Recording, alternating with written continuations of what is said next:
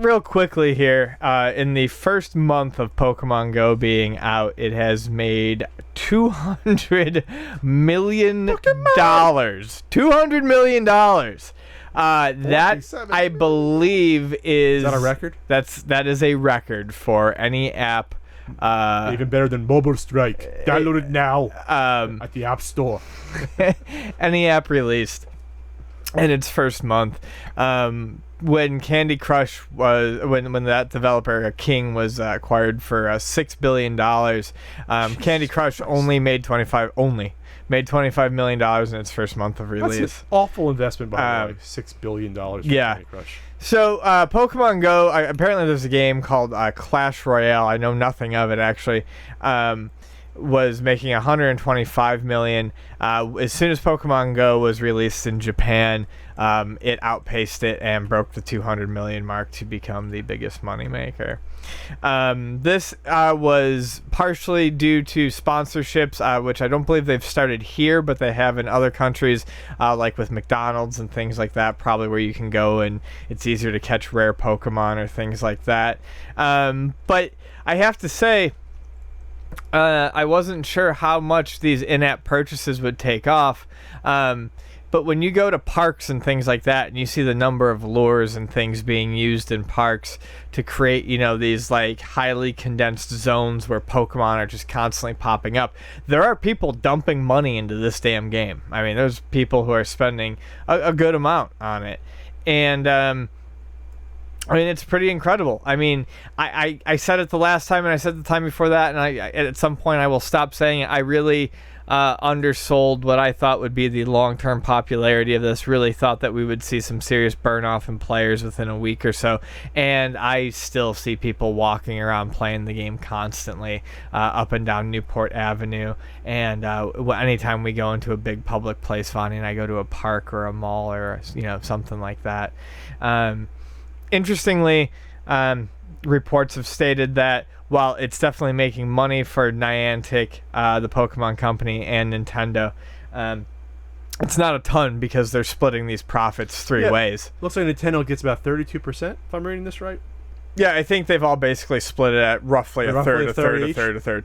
It's still, it's still a lot. Yeah, they're still making a lot of money, but once you've split it into thirds, it's not like they're buying yachts and dumping into pools of money. Right. Nintendo just made what is that, like $70 million though the last month off an app they didn't have anything really to do with. Sure, sure. And good. I mean their stocks. I mean we're still taking. I mean their stocks rose like crazy, but I'm just saying like they dropped though like a stone once people realize that once the idiot investors realize that, hey, Nintendo's not getting 100% of the profits yet. Okay, fair enough. But I mean, yeah, all these companies have had a pretty good month, but just the first month.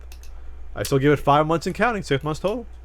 Like I said, I think the game's going to have itself a fairly robust user base. It's just not going to be anything like what we're seeing now. Do you think it's if they do player versus player action, that's going to beef it up more? Yeah, I think that's going to beef it up. I think all we need to do is look back on this company's previous effort, Ingress, which at 4 years old still has a very devoted player base.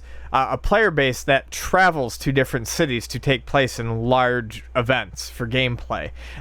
If they can find a way to work Pokemon Go into that sort of thing, then yeah, I mean, Pokemon Go is going to have long legs.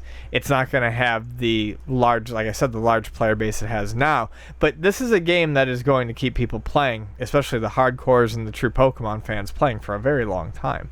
It's going to keep making them money. It's not going to keep making them money to the tune that they saw this month. You see about they're going to start banning Pokemon Go cheaters, people using bots?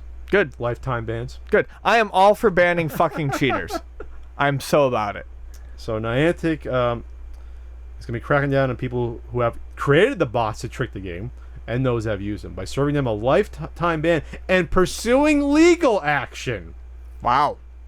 They're not screwing around. God, I love when they pursue legal action against these assholes. Isn't that great? Yeah, it is. Ruining play experience. I guess it's more Android devices you can install bots and stuff. Yeah, it's not. It's iOS is far too locked down for that stuff. I mean, you can crack it and probably do it. But so how would a bot help? I have no idea how would a bot help. I don't know. Huh? Help you catch them, I guess. Possibly, But I mean, they're making an official device that will help you do that. It's like a little clip-on thing that vibrates or beeps. Oh, lets you on know the wrist? yeah, wrist, or you can take it off the wrist and clip it onto Is your that, belt. is that not out yet? It was supposed to be out, and they grossly underestimated demand. So, Of course. So Nintendo did something smart there. Instead of releasing it and then having people scalping them to they the said, "Let's moon, hold on." they said, okay, we're not releasing it at the end of July. We're putting it out at the end of September, and Oh, we're going to up production. Wow, that gives me hope for the NES Classic Edition, where they're going to be like, all right, Hopefully, they don't. Yeah, but they can't. They don't have a whole lot of room to wiggle to push back. Oh, on not for that. That's They gotta come they out. have to just. that's got to come out for Black Friday and sell a shit ton. They yes. just have to take that that little cartoon knob and crank it Yeah. into the red. Yeah, yeah, exactly. They start going the down, whistle- up, down, boom, boom, The whistle that actually whistles. Woo! Yeah. Yeah.